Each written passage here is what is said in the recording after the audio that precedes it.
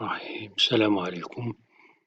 Maintenant, on va traiter le sujet de bac de comptabilité socio-économique socio-normale de 2013. Premier dossier, travaux de fin d'exercice.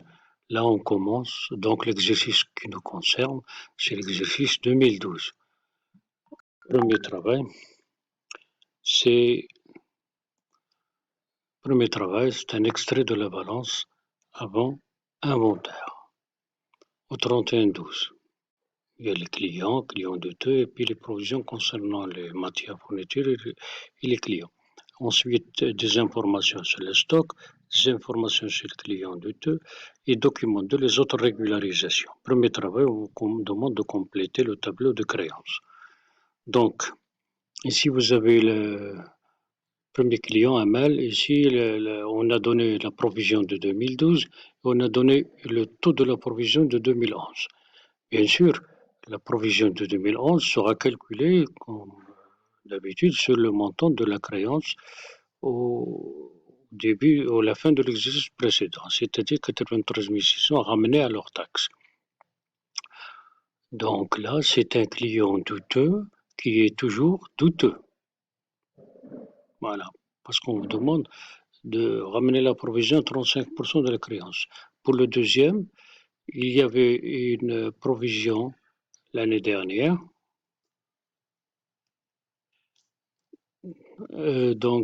Cette provision-là, on va tout simplement l'annuler puisque c'est un règlement pour solde.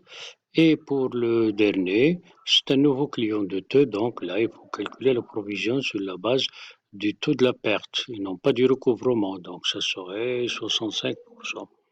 Voilà pour ce qui est. En ce qui concerne les écritures, vous avez bien sûr la dotation et la reprise comme d'habitude, vous avez le solde et la créance douteuse irrécouvrable et puis la constatation de ce nouveau client douteux. Voilà. Voilà pour ce qui est de l'état des créances. Pour ce qui est des stocks, donc nous avons là le stock final à constater. Nous avons la provision de stock initial à annuler. Et puis, il y a la nouvelle provision à constater, à calculer, à constater.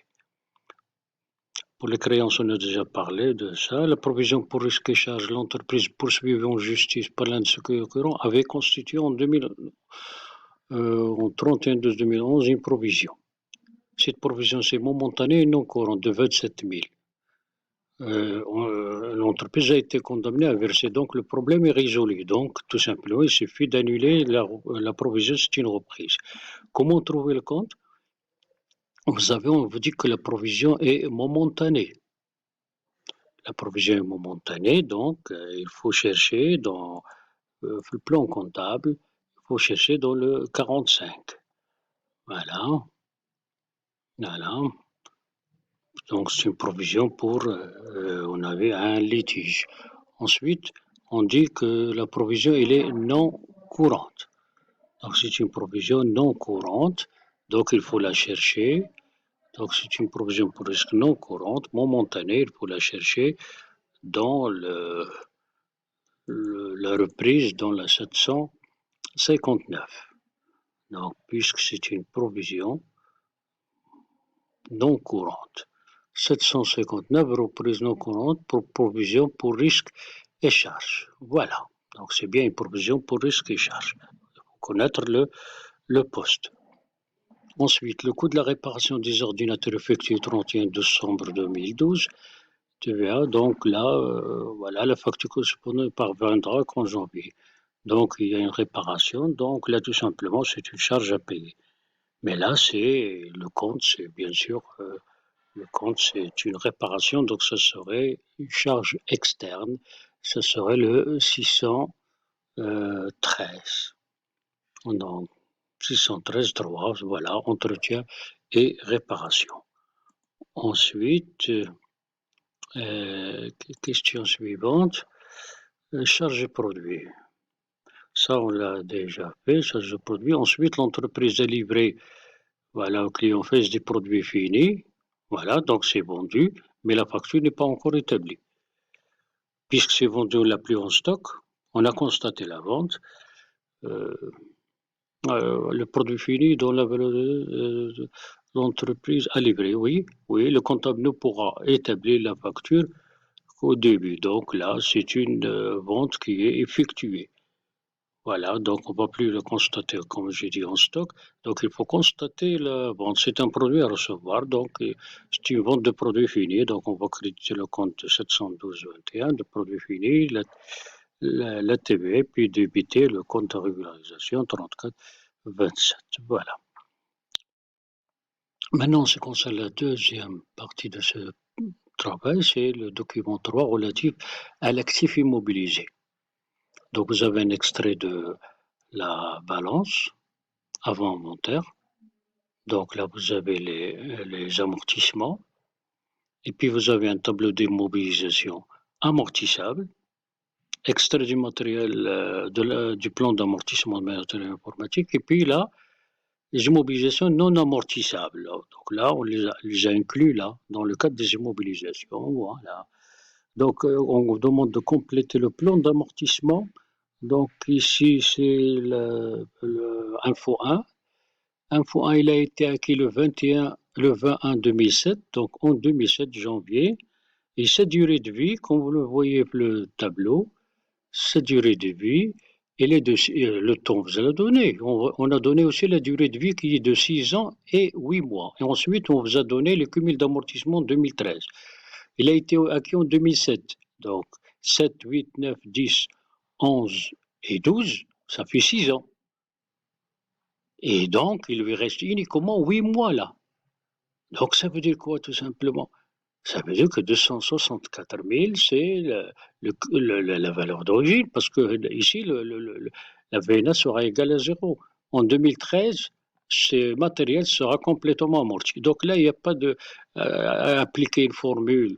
Donc là, tout simplement, il faut bien lire les données. Voilà, on vous a donné déjà le taux de 15% et on vous a donné une autre précision importante, c'est la durée 6 ans et mois. Donc, si vous comptez, vous trouvez que 6 ans, c'est en 2012.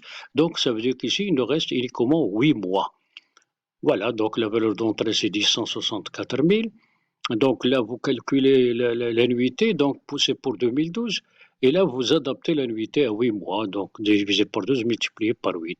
Le cumul d'amortissement de l'exercice précédent, bien sûr, c'est 264 millions, on l'a obtenu en faisant le cumul de l'année précédente plus la dotation des exercices. Donc, pour retrouver le cumul de l'exercice précédent, il faut faire la différence entre le cumul d'amortissement et l'annuité. Voilà.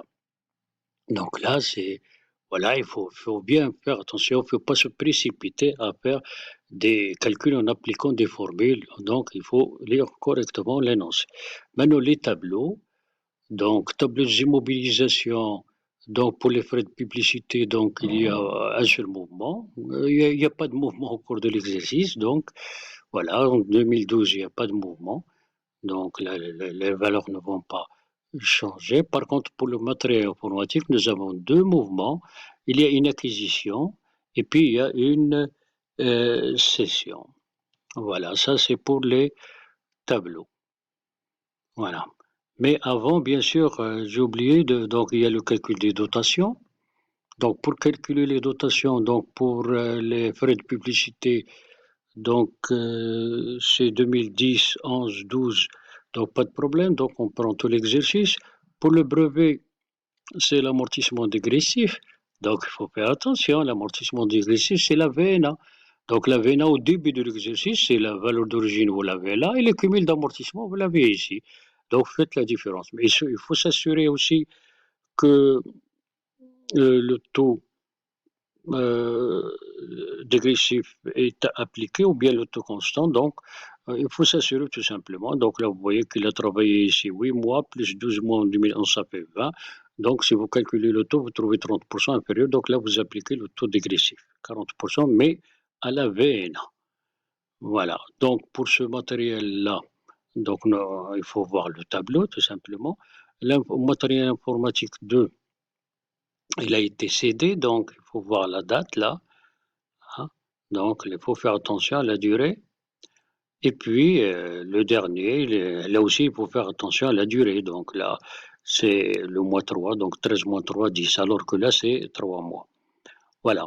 En ce qui concerne les écritures, donc bien sûr, il y a l'écriture des dotations, hein, et puis la régularisation de la cession. Donc vous passez la régularisation, mais vous passez aussi l'écriture de cession, bien qu'il ne s'agit pas d'une écriture de régularisation, parce qu'on vous dit là en gras, on écrit en gras qu'une écriture n'a été passée, pas le comptable. Elle a été cédée, voilà, donc l'écriture de cession, voilà le prix.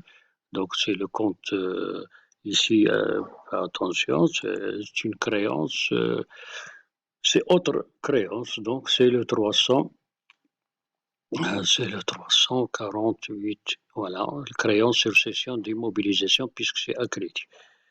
Voilà, voilà. Donc je reviens à mes tableaux, donc là tout simplement, pour les tableaux d'immobilisation, le premier, le deuxième, le troisième ici, il n'y a qu'un seul, il y a pas de mouvement, donc les valeurs ne vont pas changer. Pour le mobilier, matériel de bureau, etc., il y a bien sûr deux mouvements. Il y a une acquisition, augmentation, il y a une cession, bien sûr, à la valeur d'origine. Il faut faire attention là. La cession, la diminution, c'est à la valeur d'origine. Donc, pour les dotations, donc vous avez les dotations au début, vous avez déjà les montants ici. Ensuite, vous avez les dotations, les cumuls, pardon, au début. Vous avez les dotations qui ont été calculées, voilà, pour toutes les immobilisés. Et là, vous avez ici la sortie. Voilà, en gros, cette première partie. Merci.